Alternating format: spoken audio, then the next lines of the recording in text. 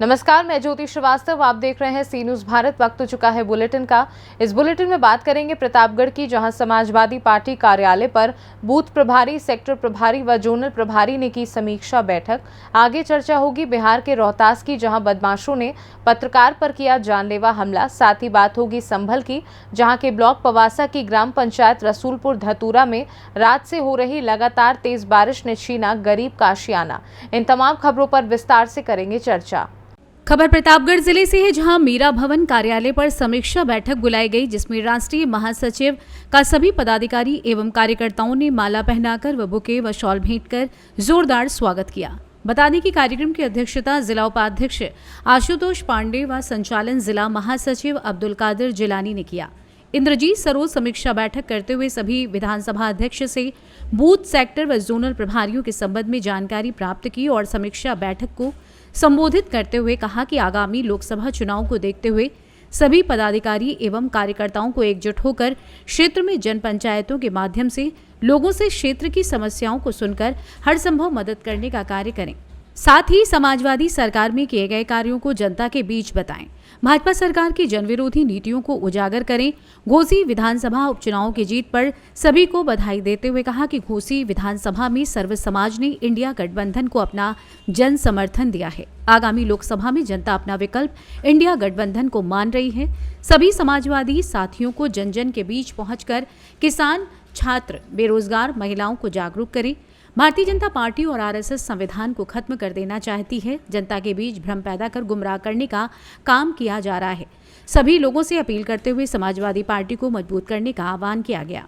इस अवसर पर पूर्व प्रधान परिषद सदस्य डॉक्टर एसपी सिंह पटेल, विधायक राम सिंह पटेल, विधायक डॉक्टर आर.के. वर्मा, विधानसभा अध्यक्ष अहमद अली, आर.के. भीम, डॉक्टर राम बहादुर पटेल, रमेश यादव, रामधन यादव, केशव यादव, शेर बहादुर यादव, पूर्व जिला अध्यक्ष भैया राम पटेल, पिछड़ा वर्ग प्रकोष्ठ जिला अध्यक्ष मनीष पाल, मीडिया प्रभारी वकार अहमद सहित अन्य नेतागण उपस्थित रहे। हर आदमी के आने से उनका जनाधार होता है। हर आदमी की अपनी काबिलियत होती है और अपने आप में जो है ये यहाँ पार्टी में जुड़कर के काम करते हैं।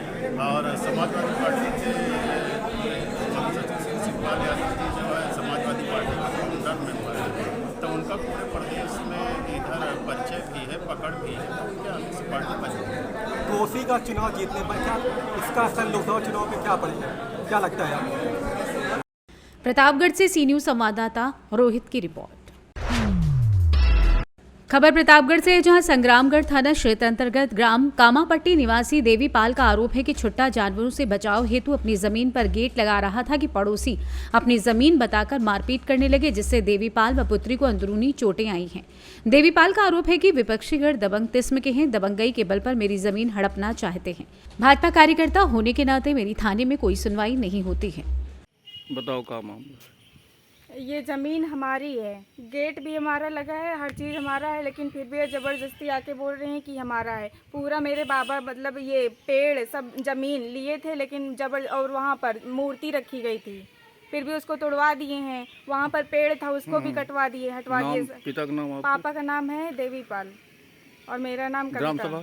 ग्राम सभा कामापट्टी, थाना संग्रामगढ़। ये पूरा है सब। और सुबह वो हम लोग यहाँ पर बैठे थे, कुर्सी लगी थी, हम कहे कि इसको रख दे जो है, तो आके जो है मतलब इसको गेट ठेलने लगी थी, उसी में हम छुड़ाने लगे। मैं देवीपाल विश्वकर्मा ग्राम और पोस्ट कामापट्टी का अस्थायी मूल निवासी हूँ।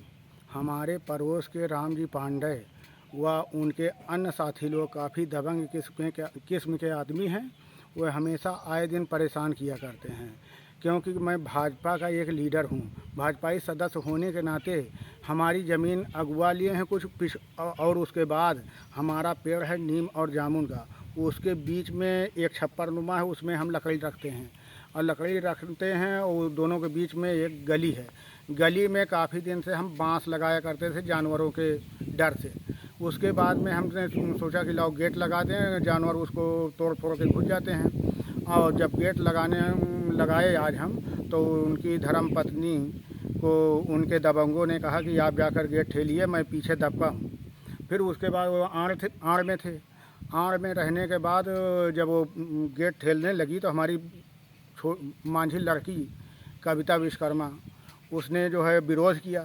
जब विरोध किया तो ये लोग पहुँचे, यानी भिड़ गई वो विनीता पांडे जब भिड़ गई तो उसके बाद ये सब लोग जो है निकल पड़े, यानी विवेक शुक्ला, सनाब फूलचंद शुक्ला ये, और उसके बाद शिव प्रसाद पांडे, सनाब कुंज बिहारी पांडे, और के पांडे, सनाब शिव प्रसाद पांडे, 4 लोग निकल पड़े। तो जब हमारी लड़की से 4 लोग भिड़ गए तो उसके बाद मैं खुद निकला। जब मैं निकला तो हमारे ऊपर हमला बोल दिए। उसके बाद मारपीट हुई, मारपीट होने के बाद हाथापाई हुई इधर उधर। प्रतापगढ़ से सी न्यूज संवाददाता रोहित जायसवाल की रिपोर्ट।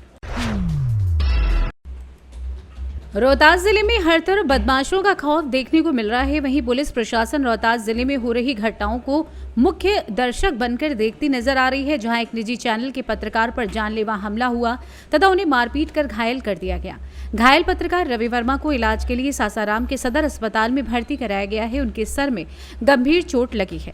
बताया जाता है कि रोहतास जिले के करगहर में जदयू के कार्यक्रम का समाचार संकलन कर पत्रकार रवि वर्मा प्रखंड परिसर से ही अपने मोबाइल पर खबर टाइप कर रहा था। इसी दौरान 5 से 6 की संख्या में आए बदमाशों ने उसके साथ मारपीट करने लगे। मारपीट में रवि वर्मा के सिर में कई जगह गंभीर चोटें लगी हैं। बताया जाता है कि रवि का सिर 5 जगह से फट गया है, जिसके बाद उसे 15 से अधिक टांके लगे हैं।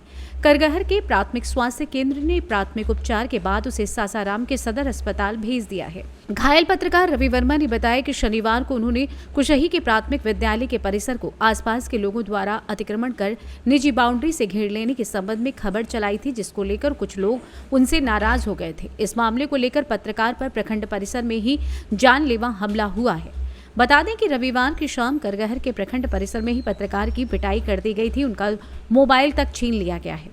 मामले की गंभीरता को देखते हुए करगहर थाने की पुलिस सदर अस्पताल सासाराम पहुंची तथा इलाज करा रहे पत्रकार का फर्द बयान भी लिया, जिसमें उन्होंने अपने साथ हुए घटनाक्रम का जिक्र किया है। उन्होंने अपने बयान में बताया कि प्राथमिक विद्यालय कुसही के कैंपस को अतिक्रमण कर लिए जाने से संबंधित खबर चलाने के बाद उनके साथ मारपीट की गई, वह किसी तरह जान बचा पाए। एक पत्रकार के साथ हुई मारपीट एवं जानलेवा हमले की स्थानीय जनप्रतिनिधियों, बुद्धिजीवियों एवं पत्रकारों ने निंदा की है।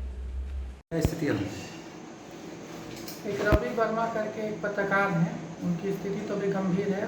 सर में काफ़ी चोट लगा है, जिनका टाका होकर ढेर सारा लगाया गया है। बाकी उनका इलाज किया जा रहा है और CT स्कैन कराने को बोला गया है।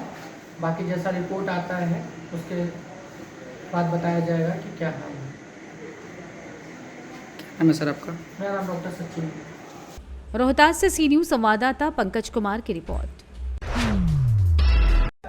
खबर संभल से है, जहां ब्लॉक पमासा की ग्राम पंचायत रसूलपुर धतूरा में गरीब किसान महेश कुमार पुत्र हरस्वरूप के सर से छत का साया हट गया। बता दें गरीब महेश कुमार बेचारा मजदूरी करता है, फिलहाल परेशान है। आपको बता दें कि बीती रात से हो रही लगातार तेज बारिश के चलते 2 मंजिल मकान के चलते किसान महेश कुमार उसी छत के नीचे सो रहा था कि अचानक खटपट की आवाज सुनाई दी और महेश कुमार उठकर बाहर आया तो उसने देखा इधर उधर कुछ दिखाई नहीं दिया।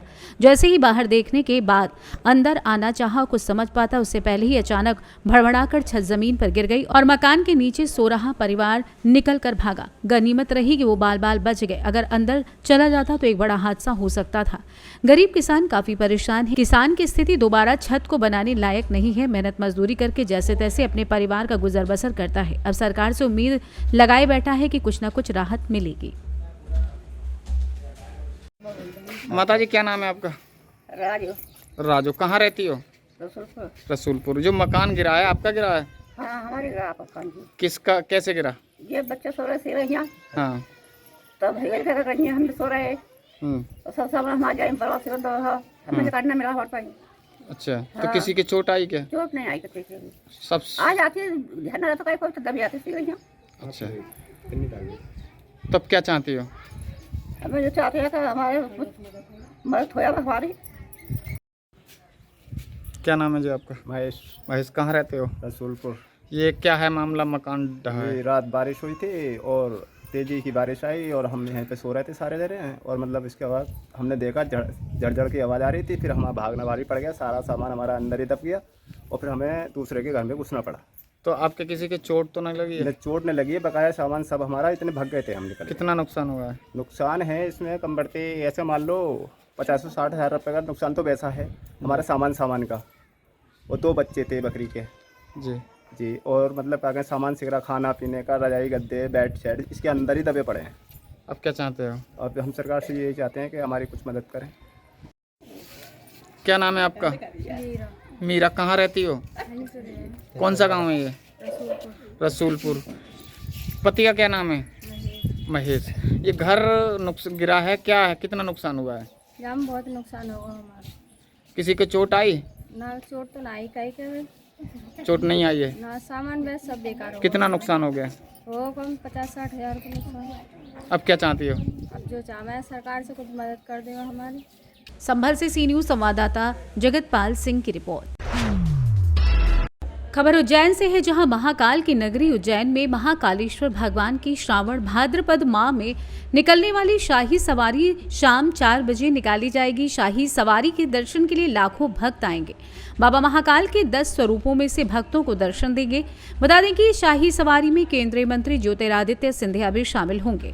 इस दौरान रजत पालकी में श्री चंद्रमौलेश्वर, हाथी पर श्री मनमहेश, गरुड़ रथ पर शिवतांडव, नंदी रथ पर उमा महेश और डोल रथ पर होलकर स्टेट के मुखारविंद श्री घटाटोप मुखौटा, रथ पर श्री जटाशंकर, श्री रुद्रेश्वर स्वरूप, श्री चंद्रशेखर स्वरूप और 10वीं सवारी में श्री सप्तधान का मुखारविंद सम्मिलित होगा।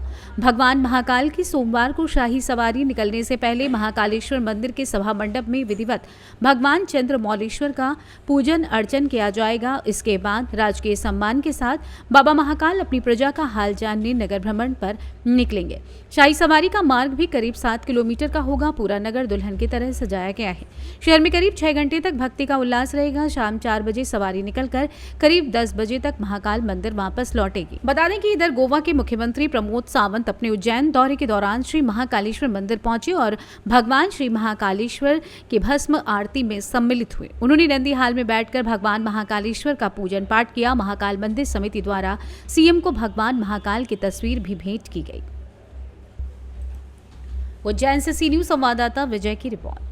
फिलहाल के लिए बुलेटिन में बस इतना ही। देश दुनिया की तमाम खबरों को जानने के लिए आप देखते रहिए सी न्यूज़ भारत।